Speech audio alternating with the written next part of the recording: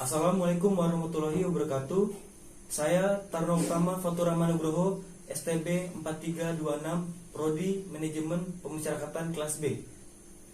Pada kesempatan kali ini, saya ingin menjelaskan kepada Anda tentang Badan Layanan Umum atau BLU. Tidak hanya itu, saya juga tertarik untuk mengulik satu kasus penyelewengan keuangan negara di Badan Layanan Umum, khususnya di Kominfo. Sebelum saya masuk kepada pemaparan materi yang saya sampaikan, saya melengkapi pemaparan ini dari berbagai literatur. Salah satunya dari buku Hukum Keuangan Negara, Teori dan Praktik, karya Dr. Muhammad Jafar Saidi SHMH dan Eka Merdekawan Jafar SHMH. Buku ini saya sangat rekomendasikan kepada Anda yang ingin belajar tentang hukum keuangan negara.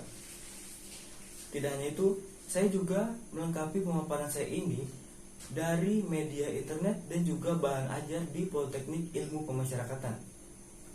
Kembali ke bahasan kita, yaitu Badan Layanan Umum. Badan Layanan Umum atau BLU adalah instansi di lingkungan pemerintah yang dibentuk untuk memberikan pelayanan kepada masyarakat berupa penyediaan barang atau jasa yang dijual tanpa mengutamakan atau mencari keuntungan. BLU ini dibentuk untuk memberikan pelayanan, dan Badan Layanan Umum ini melakukan fleksibilitas dalam pengelolaan keuangan negara berdasarkan prinsip ekonomi dan produktivitas serta penerapan praktik bisnis yang sehat. Namun, pada kenyataannya, Badan Layanan Umum ini dijadikan ladang kekayaan bagi oknum-oknum yang tidak bertanggung jawab. Nah, ini berkaitan tentang pemaparan saya, yaitu salah satunya kasus penyalahgunaan keuangan negara pada proyek BTS BLU Bakti Kominfo. Kasus ini bermula ketika Kominfo mengadakan suatu program dalam rangka memberikan pelayanan digital di daerah 3T, yaitu daerah terdepan, terluar, dan tertinggal. Sebelum itu, BTS atau Base Transceiver Station merupakan infrastruktur telekomunikasi yang memfasilitasi komunikasi nirkabel antara pelangkat komunikasi dan jaringan operator. BTS ini ingin dibuat di Indonesia sebanyak 4.200 site. Nah, kita juga perlu tahu apa itu Bakti Kominfo. Bakti Kominfo atau Badan Aksesibilitas Telekomunikasi dan Informasi adalah badan BLU di wilayah Kementerian Komunikasi dan Informasi yang bertanggung jawab memperluas akses internet dan memperkuat infrastruktur digital bagi seluruh wilayah Indonesia.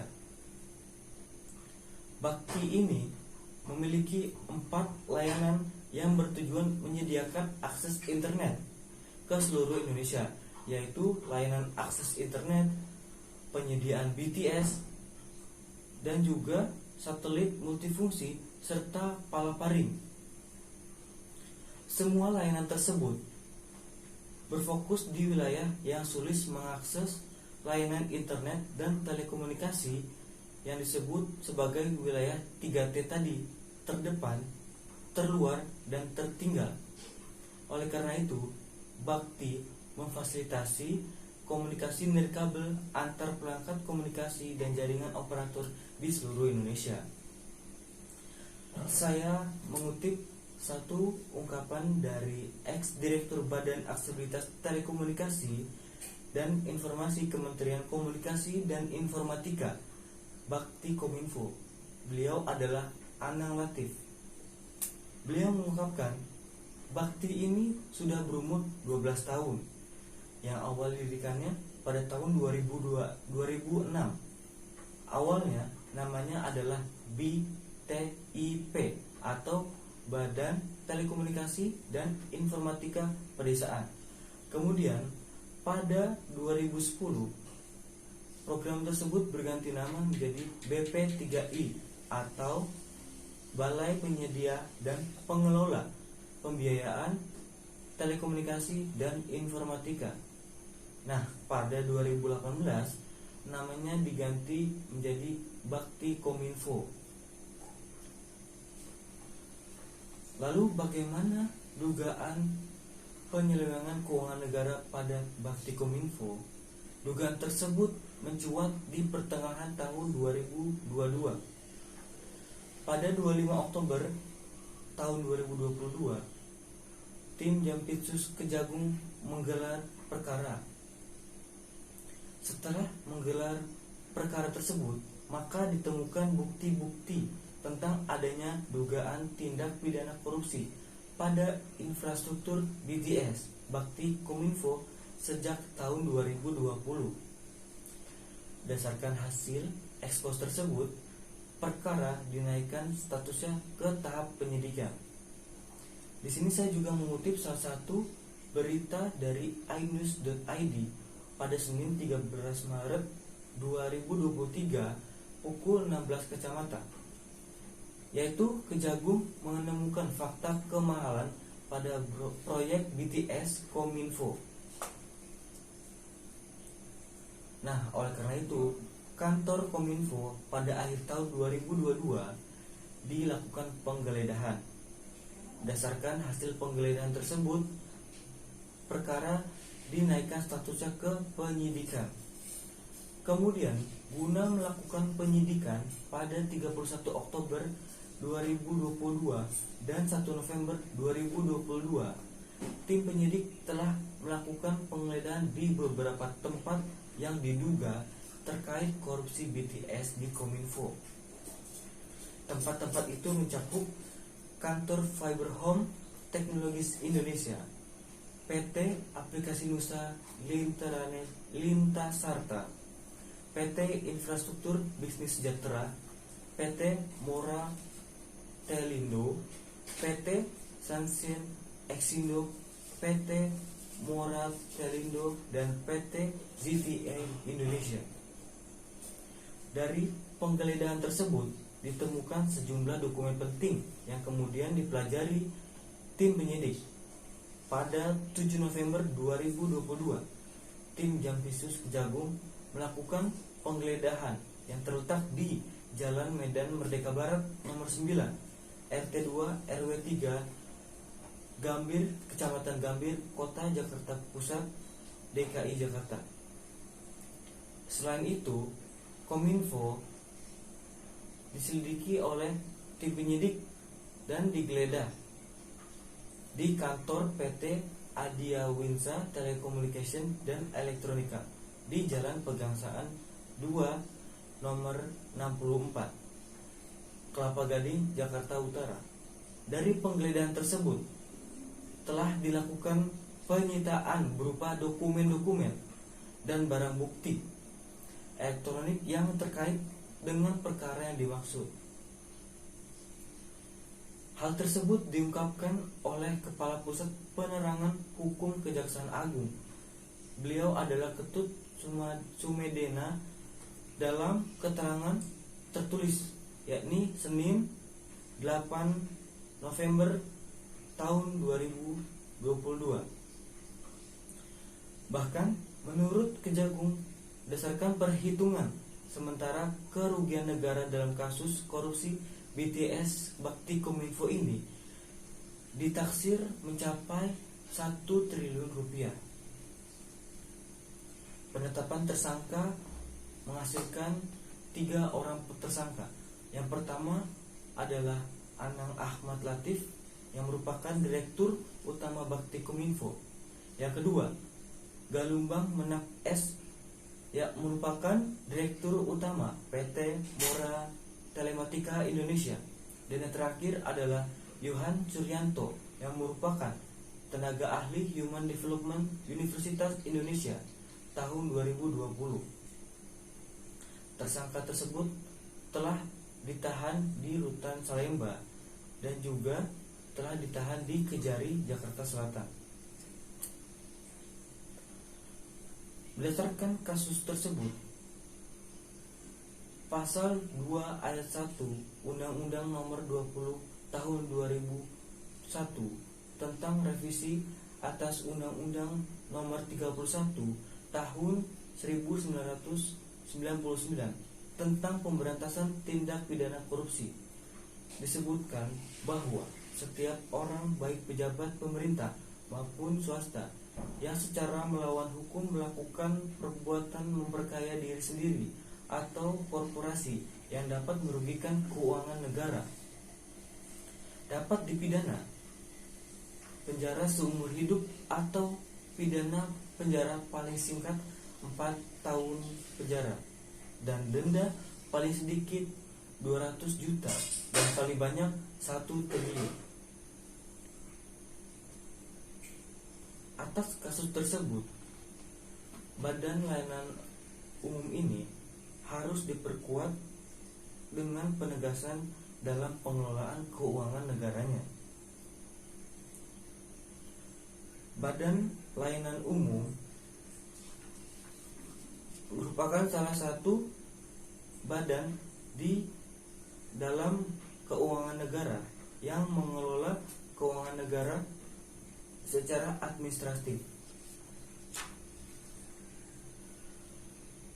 Sebelum masuk ke pembahasan pengelolaan keuangan negara tersebut, Badan Layanan Umum dibentuk dengan beberapa persyaratan. Yang pertama, persyaratan substantif. Yang kedua, persyaratan teknis. Dan yang ketiga, persyaratan administratif. Persyaratan tersebut apabila telah dibentuk, maka Badan Layanan Umum dapat menjalankan tugasnya.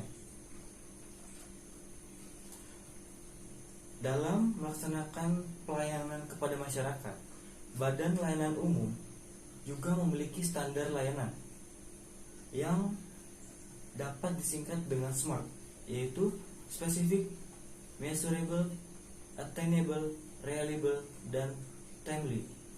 Yang dimaksud adalah yang pertama, fokus pada jenis pelayanan. Yang kedua, dapat diukur. Yang ketiga, dapat dicapai. Yang keempat, relevan dan dapat diandalkan. Yang kelima, tepat waktu. Badan Layanan Umum atau BLU sesuai dengan Pasal 14 Peraturan Pemerintah Nomor 23 Tahun 2005 terdiri atas penerimaan anggaran yang berasal dari APBN, pendapatan yang berasal dari jasa layanan kepada masyarakat. Yang ketiga, hibah tidak terikat. Yang keempat, hibah terikat. Dan yang kelima, hasil kerjasama Satker BLU dengan pihak lain dan hasil usaha lainnya. BLU di Indonesia telah didirikan sebanyak 252 yang berada di 21 kementerian lembaga dengan aset kelolaan sebesar 888 triliun rupiah dengan total pendapatan 96 triliun rupiah.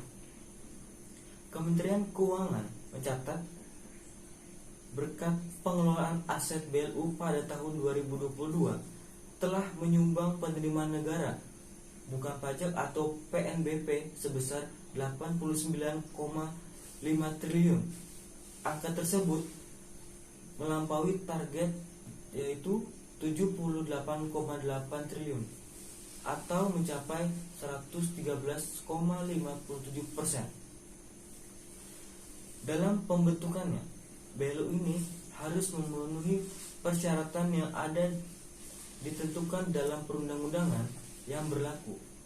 Dasar hukum BLU adalah pasal 68 dan 69 Undang-Undang Nomor 1 Tahun 2004 tentang Pembendaharaan Negara yang kemudian ditindaklanjuti dengan Peraturan Pemerintah Nomor 23 Tahun 2005 tentang pengelolaan keuangan Badan Layanan Umum. Pola pengelolaan keuangan pada BLU merupakan pola pengelolaan keuangan yang memberikan fleksibilitas yang dimiliki BLU dalam menjalankan operasionalnya. Antara lain, tarif layanannya cukup ditetapkan oleh Menteri Keuangan. Yang kedua, pendapatan dapat digunakan langsung. Yang ketiga, belanja secara fleksibel budget dan dapat melebihi ambang batas. Yang selanjutnya, mengelola rekening operasional, melakukan investasi jangka panjang atau pendek, melakukan utang piutang, melakukan transfer kas antar BLU, menyusun ketentuan pengadaan barang atau jasa, menyediakan aset dengan mekanisme pembelian melalui fasilitator, mengoptimalisasi aset kerjasama dan membentuk unit usaha, menggunakan surplus anggaran untuk tahun berikutnya, dan terakhir menerapkan sistem remunerasi.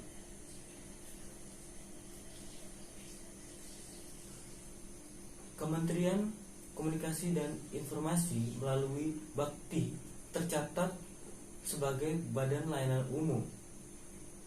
Bakti tersebut menempati posisi nomor 2 pendapatan BLU terbesar, sekitar 224 BLU yang ada di Indonesia.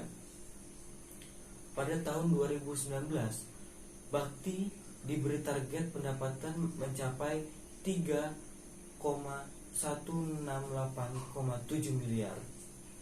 Dapat kita ketahui dari data tersebut bahwa Bakti ini sangatlah memegang peranan penting dalam proses pengelolaan keuangan negara yang begitu banyaknya dibanding dengan kementerian lainnya. Dengan adanya kasus tersebut, tentu sangat merugikan keuangan negara dan berdampak pada berbagai aspek, khususnya aspek pembangunan yang seharusnya maksimal menjadi tidak maksimal.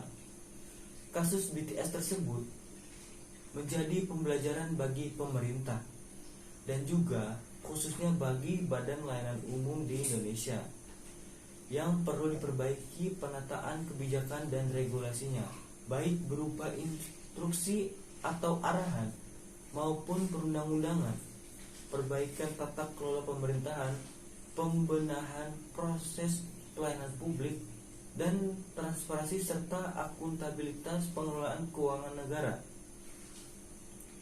Kasus-kasus terkait penyalahgunaan keuangan negara memang rentan terjadi, khususnya di sektor-sektor yang mengelola keuangan negara secara besar-besaran seperti BLU Kominfo ini. Berkaca dari kasus besar yang menimpa BLU Bakti Kominfo, bahwasannya setiap pengelolaan keuangan negara memang perlu diawasi secara ketat, khususnya pengelolaan di Badan Layanan Umum. BLU memiliki tujuan yang mulia, tetapi jangan sampai tujuan mulia tersebut menjadi goyah karena kurangnya kepedulian masyarakat dan pemerintah terhadap berjalannya proses tata kelola negara yang baik di BLU. BLU lainnya dari sektor-sektor lainnya keuangan negara, sudah saatnya kita semakin kritis terhadap segala hal yang ada di negara kita, khususnya tentang pengelolaan keuangan negara. Saya juga mengutip kutipan dari pendapat Ibu Menteri Keuangan RI, yaitu Ibu Sri Mulyani Indrawati. Beliau mengatakan, oleh karenanya pengelolaan dan Dewan Pengawas BLU bisa terus berpikir kreatif, inovatif, dan kerja keras. Berikut pemaparan materi dan analisis kasus yang saya sampaikan kepada Anda. Semoga dapat bermanfaat bagi kita semua.